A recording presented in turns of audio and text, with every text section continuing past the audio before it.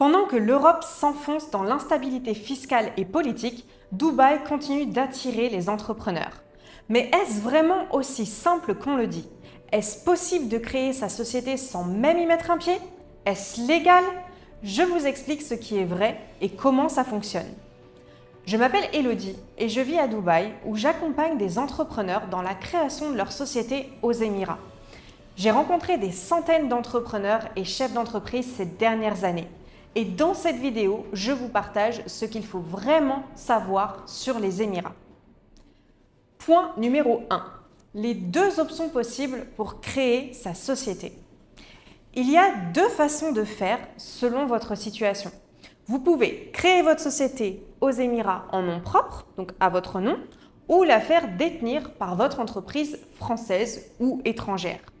Dans le deuxième cas, c'est un peu plus de démarches administratives que la création en nom propre, mais on parle ici de quelques semaines et pas de mois. Donc même avec cette option, on est à des années-lumière de la lourdeur administrative française.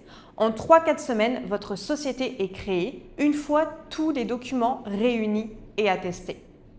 Point numéro 2, la question du compte en banque. On me pose souvent cette question.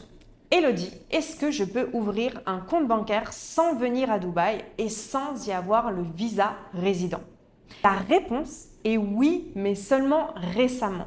Il faut savoir que depuis mars 2026, une seule banque à Dubaï autorise l'ouverture d'un compte en banque non résident via une de ses branches en Europe.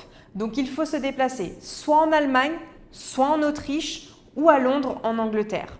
Vous allez là-bas avec votre passeport pour confirmer l'ouverture de votre compte bancaire. Donc zéro visa, zéro passage à Dubaï et c'est complètement légal. Point numéro 3, le compte bancaire local avec un visa résident. Pour ceux qui préfèrent un compte directement dans n'importe quelle banque locale à Dubaï, qui vous offre plus d'avantages, mais j'y reviendrai un peu plus tard dans la vidéo.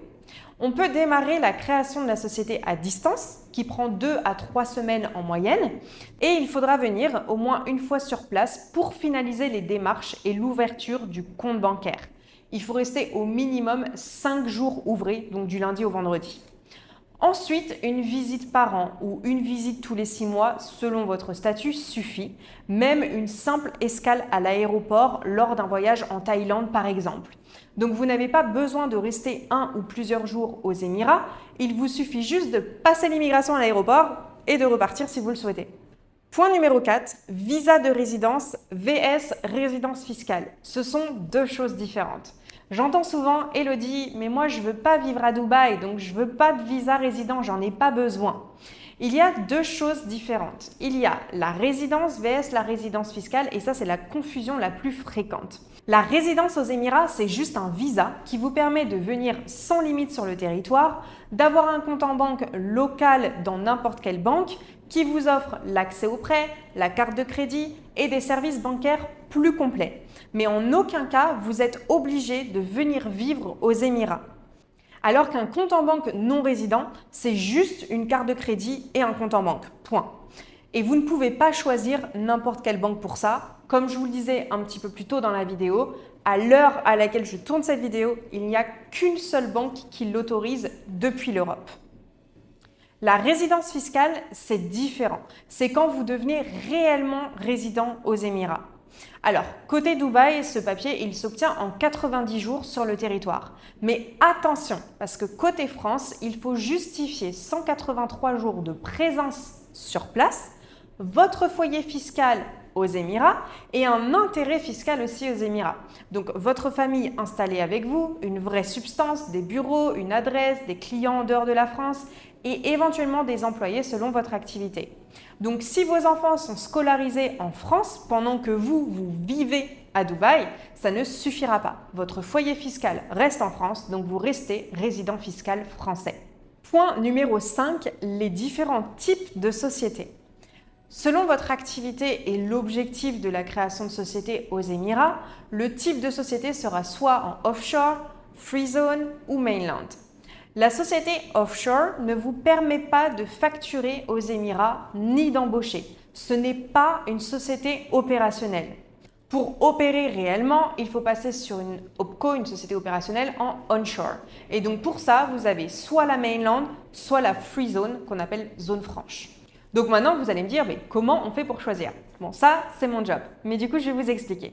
Si vous souhaitez des bureaux physiques dans un endroit bien précis de Dubaï, en dehors des zones qu'on appelle zone franche, free zone, donc par exemple, vous voulez ouvrir un café à Business Bay ou un magasin de vêtements à Downtown, dans ces cas-là, il faut partir sur une mainland.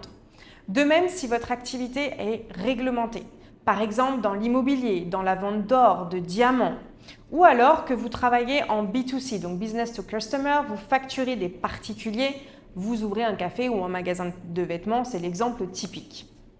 Ensuite, on choisit une free zone pour des activités du type conseil, marketing digital, informatique, e-commerce, B2B, donc vous facturez des entreprises.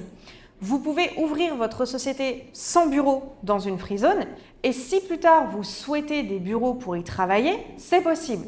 C'est juste que vous n'avez pas le choix du lieu, ce sera automatiquement dans les bâtiments de la zone franche en fonction des disponibilités au moment de la demande. Mais c'est tout à fait possible. Point numéro 6, les taxes. Donc, en premier, il y a l'impôt sur les sociétés. Il est de 0% en dessous de 375 000 dirhams de bénéfices. Donc, plus ou moins 90 000 euros de bénéfices selon le taux de conversion. Et au-dessus, on passe à 9%. Et c'est le seul autre palier. Donc, au maximum, vous payez 9% d'impôt en fonction du montant de votre bénéfice. Attention, en 2026, on ne sait pas encore si ça va être renouvelé, mais pour le moment, c'est le cas. Toute entreprise en zone franche, donc free zone, avec un chiffre d'affaires inférieur à 3 millions de dirhams, ce qui nous fait plus ou moins 715 000 euros selon le taux de conversion, est considérée comme une petite entreprise et bénéficie de 0% d'impôt sur les sociétés. Concernant l'embauche des salariés, vous ne payez pas de cotisation sociale. Seulement l'assurance maladie et le montant du salaire convenu avec votre employé. Donc un salaire à 3 000 euros par mois vous coûte 3 000 euros par mois. Maintenant, parlons des revenus personnels. Que ce soit des salaires ou des retours sur investissement comme les loyers ou la plus-value dans l'immobilier, quand vous avez investi en nom propre, vous ne payez pas d'impôt en étant résident fiscal aux Émirats. Bien sûr, si vous êtes résident fiscal français, la loi dit que tout ce que vous gagnez et possédez à l'étranger, vous devez le déclarer en France, ce qui peut impacter votre tranche d'imposition. Attention, chose importante à préciser, chaque situation est différente. Donc selon votre pays de résidence, votre situation personnelle, familiale, votre activité, votre projet, ce que je vous partage ici, ce sont les grandes lignes. C'est mon quotidien, donc si vous voulez creuser votre situation personnelle, le lien de rendez-vous est dans ma bio et dans la description aussi. Et si vous avez des questions, vous pouvez me les poser ci-dessous en commentaire, j'y réponds avec plaisir et qui sait, ce sera peut-être l'objet d'une prochaine vidéo. Abonnez-vous pour ne pas manquer la suite!